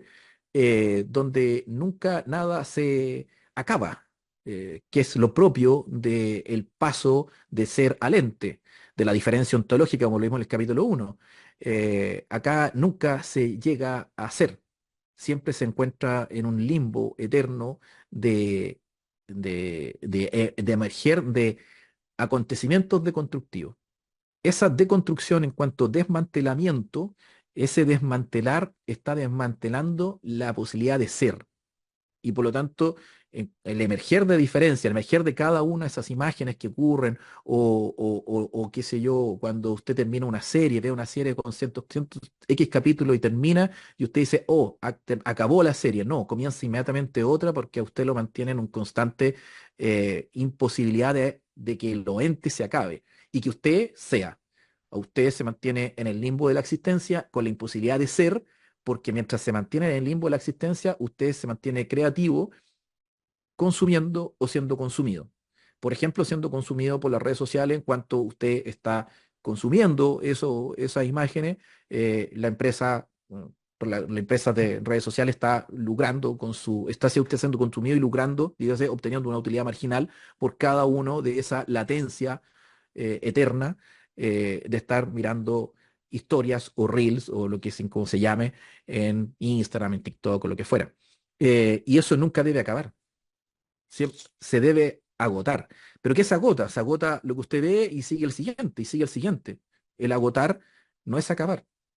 Y por lo tanto, esa producción sistematizada, a diferencia que usted mismo produce, es decir, usted sigue siendo mano de obra de producción de ese material, y a usted a su vez otro lo consume y usted mismo lo consume, genera una sensación de eterno presente, de eterno de una eternidad, de un infinito eh, inacabar, y que por lo tanto va generando un hastío, un aburrimiento existencial, un vacío existencial tan propio de las sociedades contemporáneas. Ese paso ya no es el paso del orden metafísico ascendal al orden neoliberal, al orden técnico moderno, sino que es el siguiente paso, es el mundo propiamente neoliberal, las sociedades de consumo, y por lo tanto que son al fin y al cabo las sociedades de la producción sistematizada de diferencias, es decir, la época de la ciencia y la técnica que se da en el acontecimiento deconstructivo en cuanto el emerger de lo novedoso. Ya no es la producción de bienes y servicios para solucionar temas prácticos de los humanos, sino que es la producción sistematizada de diferencias como lo nuevo, porque lo nuevo es lo consumidor. Lo novedoso es lo que se consume. Y quien consume no es la técnica. La técnica extrae forzosamente a que todo sea algo. La esencia de la técnica, de eso que ha sido extraído como algo, lo consume. Es decir, en este caso, metafísicamente hablando, o ontológicamente hablando, es el paso de la metafísica a la época de la técnica, luego la época de la ciencia de la técnica. La época de la ciencia de la técnica, de alguna manera, es la época donde todo se consume y donde lo que, en cuanto consumir, se agota ese consumo en cuando la ciencia de la técnica se consuma a sí mismo. Por lo tanto, como lo hablábamos, eso requiere un Estado subsidiario, inseguridad social, un jugador de mercado, un consumidor, un innovador, un creativo, y esos son los valores que van emergiendo en las sociedades capitalistas actuales, en Chile, neoliberales, o incluso podríamos decir post-neoliberales. El Estado como prestador de servicio, un mero prestador de servicio, ya no forja nación, ya no tiene por qué tener un ethos, un sentido, que puede ser técnico, que puede haber sido técnico y puede en ese sentido dominador y controlador, sino que pasa a ser casi un estado cibernético, un estado en el sentido de dominación y control de sistemas, podría decirse un paso más allá del estado forjador de nación, un estado cibernético que domina y controla un sistema que debe estar constantemente produciendo diferencias eh, que se consumen. De un mercado que esté constantemente produciendo novedades y garantizando que ese mercado siga operando. Eh, es decir, un Estado prestador de servicio, un legitimador del mercado, es decir, el mercado un no lugar. No es un lugar, porque en esas condiciones el humano no puede echar raíces, no se arraiga. Y porque no se requiere que se arraigue, sino que se mantenga siempre en una inseguridad, pero a su vez en una simulación de libertad de elegir en cuanto libertad económica, que se traduce también a libertad política, en la posibilidad de participación política, en un constante emerger de posibilidades de grupos, partidos, movimientos, se aumenta la posibilidad de participación, de oferta, pero que en el fondo esa participación y oferta no es propiamente lo que se puede entender como una democracia, sino que es la aplicación de los juegos, las lógicas del mercado, pero en este caso, ontológicamente hablando, es lo novedoso de la esencia de la técnica expresada en la política. Tecnocracia que ya deviene eh, en algo que eh, es el consumo de la política en cuanto no gestión y solución de temas prácticos, sino que un mero juego de consumo de poder. Es decir, en este caminar de la metafísica, en cuanto a avanzar en pos de la verdad, en pos de llegar a un lugar, que es el lugar de la verdad, al fin y al cabo lo que nos deja la metafísica nos deja en la técnica, y en la esencia de la técnica nos deja en el descampado de la existencia. Nos deja a puertas de ser consumidos, en la sociedad de consumo, en la sociedad de lo novedoso, disponibles a ser consumidos por la esencia de la técnica. La pregunta es, ¿qué es la esencia de la técnica? ¿Qué es la esencia? No la técnica moderna, y tampoco la metafísica, que son condición de posibilidad de la técnica, y la esencia de la técnica, sino la pregunta es, ¿qué es la esencia de la técnica? Eh, y para finalizar, bueno, ¿qué podemos hacer? ¿Cuál es la alternativa? ¿Es buscar nuestra identidad nacional? La identidad nacional, al fin y al cabo, es una identidad comprendida metafísicamente. Buscar y forjar, recuperar, construir, como lo queramos decir, una identidad nacional es seguir enmarcado en la metafísica y ya sabemos el camino donde nos deja la metafísica, nos deja frente al gran peligro, es decir, ante el consumo total por la esencia de la técnica, o podríamos decir la deshumanización total del hombre. Y el hombre eh, habita. Habitar es el modo como son los mortales en la tierra. El hombre habita. Y lo que se habita es un lugar. Un lugar, estoy hablando ontológicamente, pero también físicamente. Uno no habita lo que está afuera. Lo que a uno habita un lugar y un lugar es un adentro. Uno habita una casa. La casa es un lugar que está rodeado por una estructura que le da un espacio que lo diferenciamos del afuera. En el afuera está el frío, están los animales, están los peligros, está el descampado. Por lo tanto, ese afuera es la existencia misma. Ahí te deja el mundo neoliberal, para que tú te vuelvas creativo, para ser productivo y sobrevivir, para jugar en el mercado, para consumir y ganarte la vida y a su vez ser consumido. El neoliberalismo, por lo tanto, detesta el Estado porque el Estado te permite construir un lugar, te da las posibilidades mínimas, seguridad social, etcétera, para que tú te puedas construir un lugar, pero siempre bajo la lógica de que tú, individuo, te puedas dar un lugar en la existencia. Tú te puedes construir una casita en el afuera, en la existencia. Todas esas seguridades imposibilitan que el jugador de mercado pueda desempeñarse eficientemente, pueda maximizar, pueda sacar relaciones de costo y beneficio, porque entran ciertas seguridades que lo aletargan, diría un liberal o un neoliberal. Por lo tanto, lo que mueve profundamente al pensamiento neoliberal es una ontología, eh, eh, digamos, eh, barbárica, en el sentido de eh, cruel, dejarnos en el escampado de la existencia para que sobrevivamos y no seamos, es ir contra nuestro propio modo de ser, que es pura posibilidad de ser. El descampado de la existencia, usted puede llegar a ser, está en su libertad, usted puede esforzándose y el que no, se pierde. Y ahí entra un estado subsidiario a cumplir las labores de asistencialismo no para sacarlo de la situación existencial, sino que para darle más herramientas o darle las oportunidades, porque las oportunidades siempre se dan de arriba hacia abajo, para que usted pueda existir, no ser, no ser. El 80-90% de los chilenos existen, pero no son. No tienen la posibilidad de ser. Ser en cuanto a abrirse a la comprensión del ser y habitar auténticamente. Eso queda fuera o solamente está frente a la posibilidad de aquellos que se encuentran en situación de privilegio o de dominación que, que les permite ser, que les permite ser. Por lo tanto, ¿qué hacer frente a esto?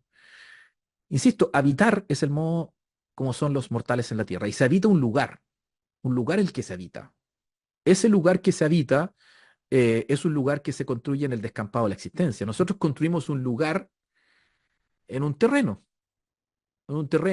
¿Y por qué construimos un lugar? Porque habitar un terreno en una carpa, en algo pasajero, en un alojamiento pasajero, en un campamento, no nos permite habitar. Solamente estamos teniendo una situación temporal. Pero construir un lugar significa habitar, significa tener la posibilidad de habitar. Construirse un lugar en un mundo neoliberal requiere, primero, reconocer que nosotros habitamos. Y habitar significa ser. Nosotros tenemos que ser. Por lo tanto, lo que se requiere, lo que debemos hacer es construir un lugar. Y ese construir un lugar que es obviamente físicamente construirnos un lugar, construir el Estado, fue una construcción de un lugar en el descampado de la existencia. El Estado como fisonomía de una unidad de existencia histórica, como fisonomía, como la forma, son los bordes de una casa y que por lo tanto generan un adentro. Y en ese adentro habita un pueblo, una nación. Habita un pueblo histórico. En cuanto ese pueblo histórico, en cuanto eh, toma conciencia de su posibilidad de ser, se transforma en un pueblo histórico, si no es un pueblo. Un pueblo, podría decirse, que vive en la inautenticidad de la existencia en cuanto sobrevivir en la existencia, que la estructura económica o el modelo económico y la sociedad y los valores subyacentes a esa estructura económica, dígase el orden del emprendimiento, no permite que el ser humano se actúe de manera cooperativa o actúe de manera colectiva para darse un lugar. Es decir, el Estado, de alguna manera, es el lugar que nosotros nos habíamos dado para habitar la existencia. Y el Estado se ha devenido fisco, ha devenido subsidiario y por lo tanto un no lugar. Hoy los chilenos nos encontramos en el descampado de la existencia, cada uno viendo cómo se salva, tratando de existir en la existencia. ¿Por qué? Porque el sentido de su vida o el lugar que usted debe darse en la existencia es un problema individual. Usted lo ve. Usted se salva solo. Y ese crear lugar individual se explaya también físicamente eh, en la, en la fragmentación de la propiedad de la tierra. Cada uno va arrendando, comprando algo, hipotecándose, etcétera. Y por lo tanto, en ese sentido, lo que de alguna manera la cultura, pero también las prácticas sociales y la estructura económica, va impulsando y generando los incentivos para que nosotros nos mantengamos en esa existencia, eh, tratando de sobrevivir y disputando fragmentariamente la tierra, la propiedad de la tierra, la propiedad de medios de producción. Usted pasa a ser una empresa de sí mismo, el otro de al lado es una empresa que usted compite con usted en cuanto actores, jugadores de mercado. Y en esa fragmentación, que es propia del capitalismo, en cuanto el capitalismo tiende a la especialización del trabajo, a la fragmentación, a la especialización, al funcionamiento, lo que mueve de alguna manera al capitalismo en cuanto la utilidad marginal, tiende a la fragmentación y en esa fragmentación lo que termina haciendo es reventar las sociedades. ¿Para qué decir las comunidades? El capitalismo revienta las comunidades, que son estructuras humanas pequeñas, con mucho simbolismo, con mucha ritualidad, con mucho sentido. El capitalismo no produce sentido, solamente produce utilidad marginal. Las agrupaciones humanas más grandes, las sociedades, son pura funcionalidad, y el capitalismo que está dentro de las sociedades, incluso uno podríamos decir que las sociedades modernas no existen sociedades modernas no capitalistas. Otros van a decir, podemos tener una sociedad moderna no capitalista y haber alternativas al capitalismo, otros que por lo tanto sociedades modernas serían primas hermanas del capitalismo. Otros van a decir, no, la sociedad moderna es el capitalismo. Y por lo tanto, se produce una incongruencia total entre el capitalismo que tiende a la fragmentación y a la disgregación y las sociedades que necesitan, para seguir funcionando, integración. En esa contradicción, eh, el ser humano, que en cuanto humano es puro sentido, es decir, es puro ser, es puro posibilidad de ser, perdón, eh, construir un lugar y habitar se hace casi imposible. Los seres humanos, por tanto, en cuanto habitar es el modo en como son los mortales en la Tierra, los mortales, la imposibilidad de habitar la Tierra y solamente alojarla o casi nómademente y no arraigarse, eh,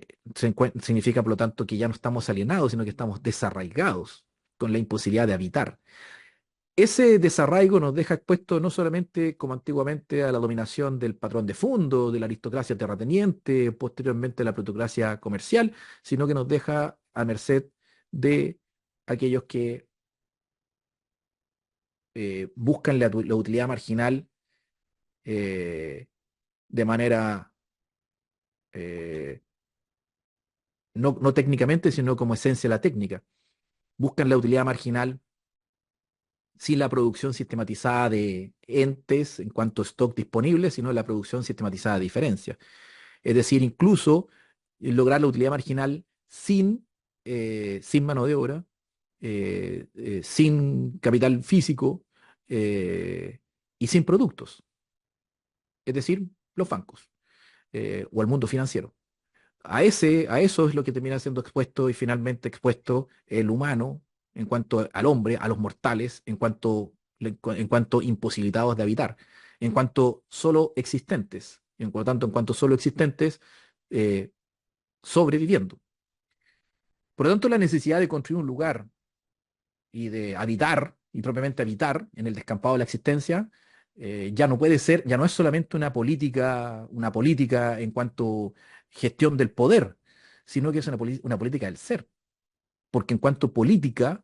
el ser humano, en cuanto a habitar, o los mortales, en cuanto habitamos con otros en un mundo lleno de sentido. Por lo tanto, somos políticos, nuestro modo de ser es político. No es una cuestión accesoria, no es una cuestión derivativa. No somos son politicón, no somos animales sociales, tampoco somos animales racionales, como una cuestión descriptiva. Entre todos los animales somos los animales propiamente políticos, o entre todos los animales somos los animales racionales. No somos animales porque los animales no están abiertos a ser. Somos un ente señalado que en cuanto a pura apertura a ser es mortal, en cuanto su posibilidad concreta y final es la muerte que le da sentido a esa apertura a ser.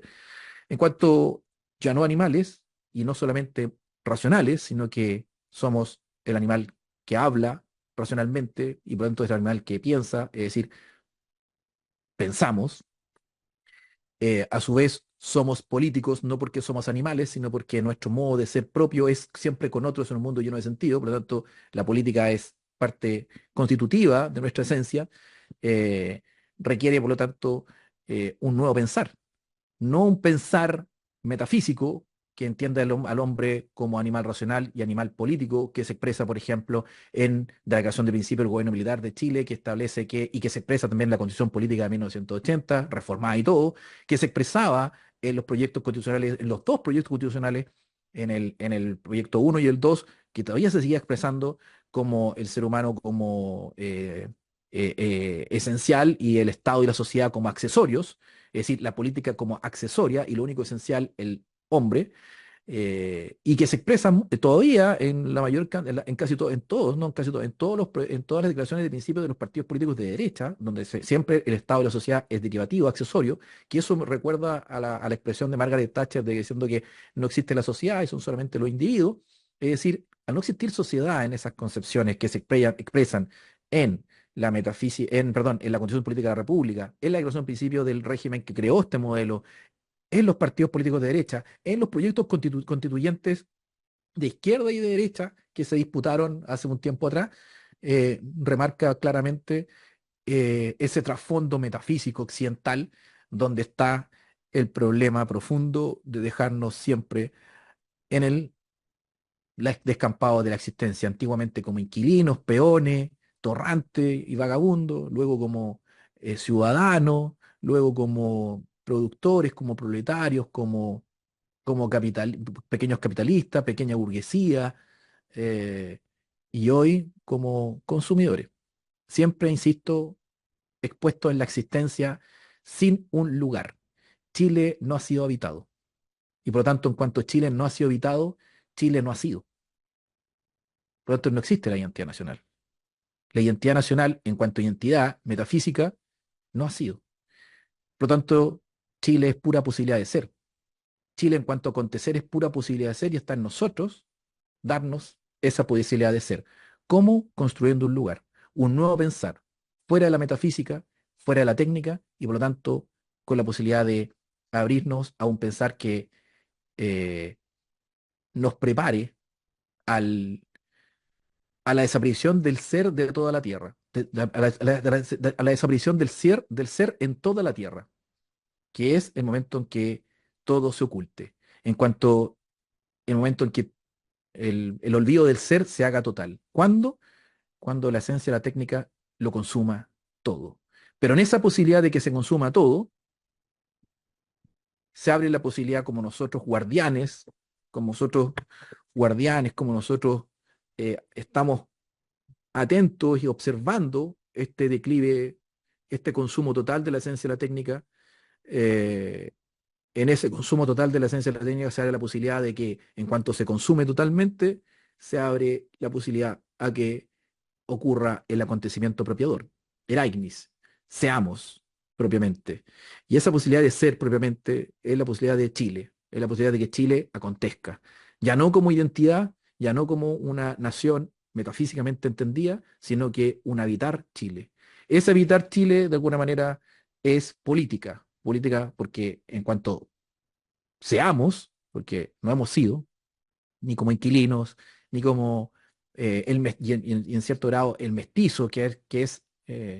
es de alguna manera el elemento común a todas estas expresiones eh,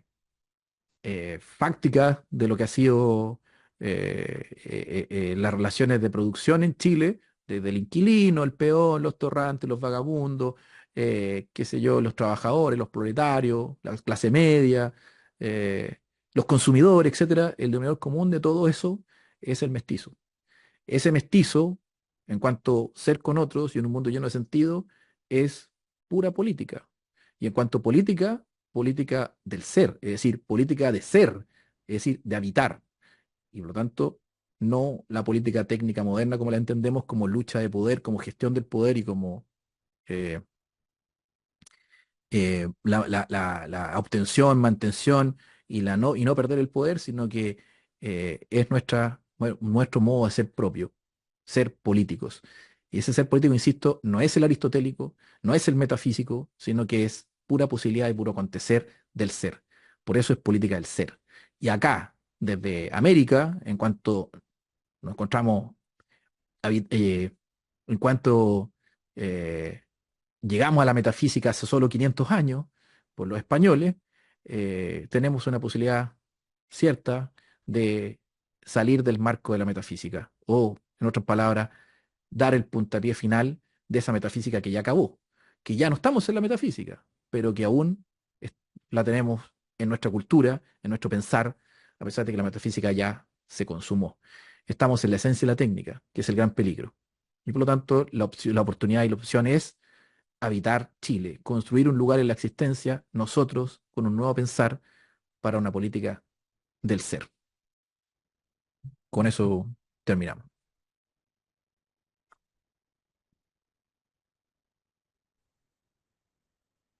¿Aló, me escucho? Sí, Respecto a lo último que dijo, mi pregunta sería que ¿existe alguna solución o propuesta para solucionar el problema de la esencia de la técnica en Chile? Ahora en la actualidad. heideggerianamente uno diría,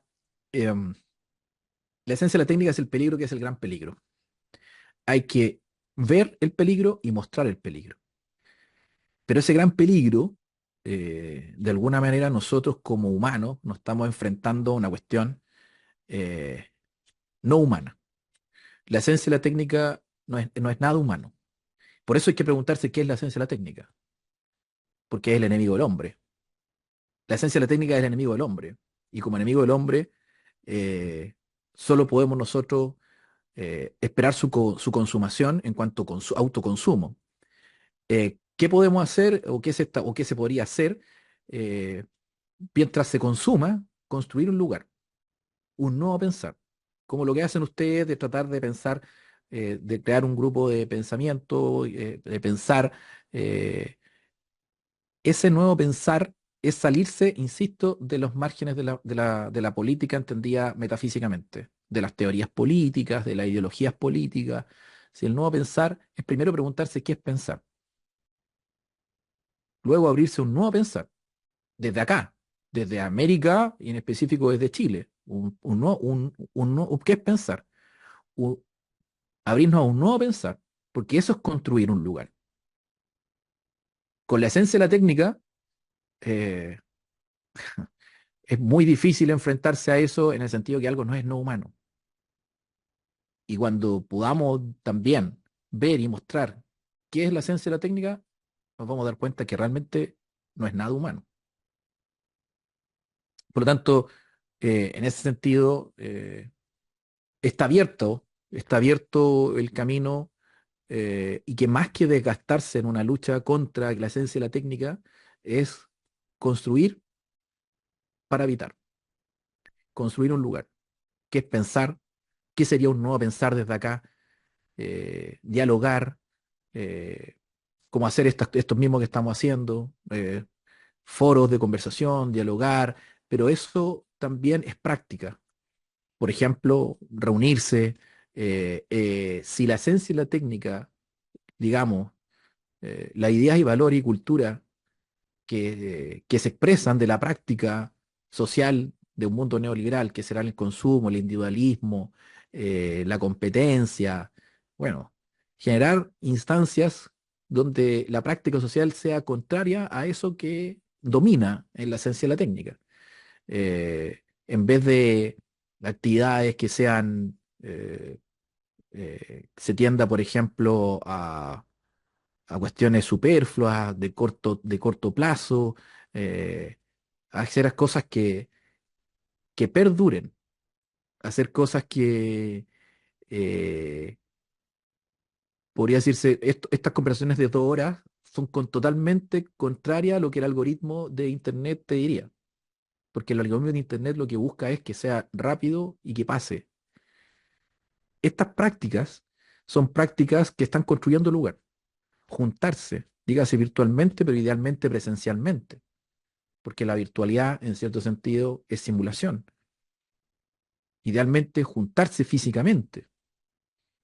Esas juntas físicamente, y que sean repetitivas, constantes, van generando hábitos. Y esos hábitos van generando valores que no son individualistas, son todo lo contrario. El juntarse genera hábitos de colaboración. También surge el conflicto, por supuesto, pero aprender a gestionar el conflicto en dinámicas colaborativas, eh, tratar y conversar y diálogo, a través del logos, a través del pensamiento, dialogar,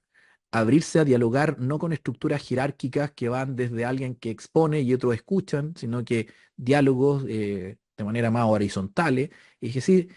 hacer lo contrario que el sistema te impone como lo normal. Y en eso, pero eso en cuanto a prácticas, deben ser constantes y habituales para que en esa habitualidad se vaya emergiendo visiones de mundo, valores, visiones de mundo, ideas que se transformen luego en rituales y que luego se institucionalicen, esas prácticas sociales,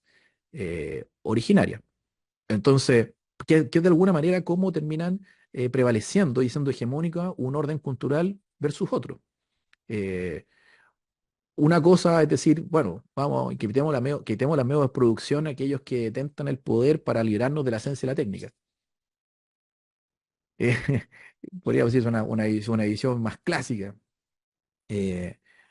U otras formas de hacer guerra cultural, como mucho se habla de batallas culturales, tratar de ganar la cultura. Si al fin y al cabo es práctica,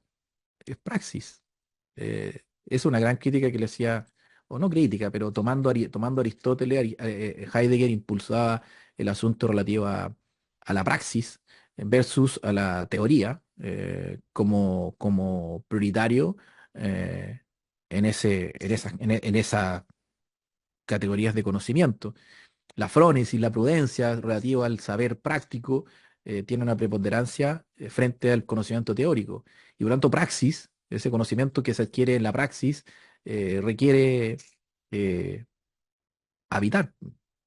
darse un lugar y habitar,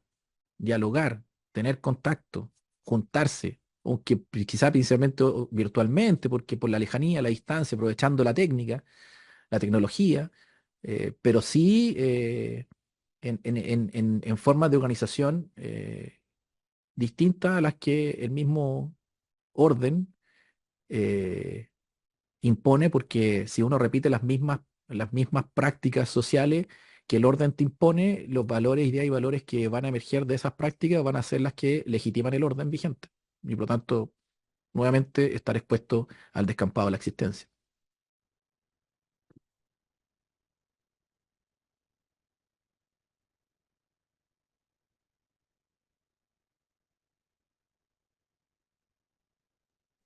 Muchas gracias. No sé si alguien más tiene alguna pregunta que hacer.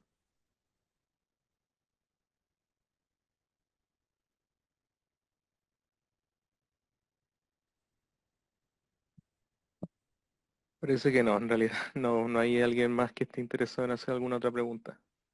Ujú. Entonces yo creo que doy por finalizado esta tercer módulo. Agradezco mucho que haya participado con nosotros durante estos 3 módulos en estas jornadas y nada más que decir en realidad. Muchas gracias. Muchas gracias, Oscar. Muchas gracias a ustedes por la invitación y quedamos abiertos para una otra posibilidad.